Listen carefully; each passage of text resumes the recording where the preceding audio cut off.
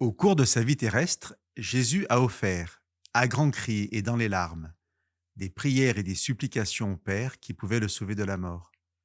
Et il a été exaucé en raison de sa piété. Tout fils qu'il était, il a appris l'obéissance par ce qu'il a souffert. Une fois porté à son accomplissement, il est devenu, pour tous ceux qui lui obéissent, l'auteur d'un salut éternel.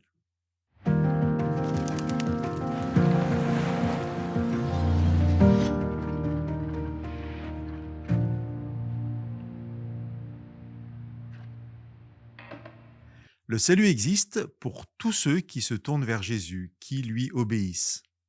Ce dernier est venu vivre parmi nous sur terre comme un simple homme. Il a choisi de s'incarner dans le but de nous sauver. L'apôtre Paul, dans sa lettre aux Philippiens, nous parle de ce Christ qui a accepté de tout perdre pour devenir être humain comme vous et moi. Je vous lis les versets 6 à 8 du chapitre 2 de cette lettre. Jésus, qui était vraiment divin, ne s'est pas prévalu d'un rang d'égalité avec Dieu, mais il s'est vidé de lui-même en se faisant vraiment esclave, en devenant semblable aux humains. Reconnu à son aspect comme humain, il s'est abaissé lui-même en devenant obéissant jusqu'à la mort sur la croix. Pour notre salut, Paul nous dit qu'au regard de sa divinité, Jésus s'est vidé de lui-même pour devenir simple homme. Et le passage d'Hébreux qui a introduit le partage d'aujourd'hui nous rappelle que la condition humaine de Jésus se résume à un grand cri, des larmes, des prières et des supplications. Paul et l'auteur d'Hébreux lèvent une partie du voile sur le mystère de l'incarnation et nous entrevoyons quelque peu ce qu'a vécu le Fils éternel de Dieu en acceptant de quitter la gloire du Père.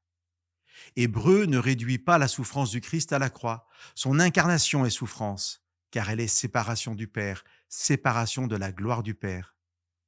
Et se résume dans le texte original à un singulier. Le texte dit un grand cri au singulier. Un grand cri fait de larmes, de prières et de supplications. Nous avons vu dans d'autres émissions sur la lettre aux Romains comment Jésus, dans son incarnation, est présenté comme le nouvel Adam, qui, contrairement au premier, obéit parfaitement à la loi de Dieu et démontre par là la sainteté de la loi et la justice de Dieu. Alors, sans entrer dans le cadre de ce partage dans plus de détails, Hébreux nous dit que cette obéissance du Christ le qualifie pleinement pour être notre Sauveur. Jésus est devenu, pour tous ceux qui lui obéissent, l'auteur d'un salut éternel, nous dit le chapitre 5 d'Hébreux. Chers amis, par son incarnation, sa mort et sa résurrection, Jésus a pourvu en tout à notre salut. Il a ouvert un chemin de vie éternelle. L'obéissance que nous propose Hébreux n'est ni plus ni moins que l'invitation à emprunter ce chemin qui mène à la présence du Père et au salut. Que Dieu vous bénisse.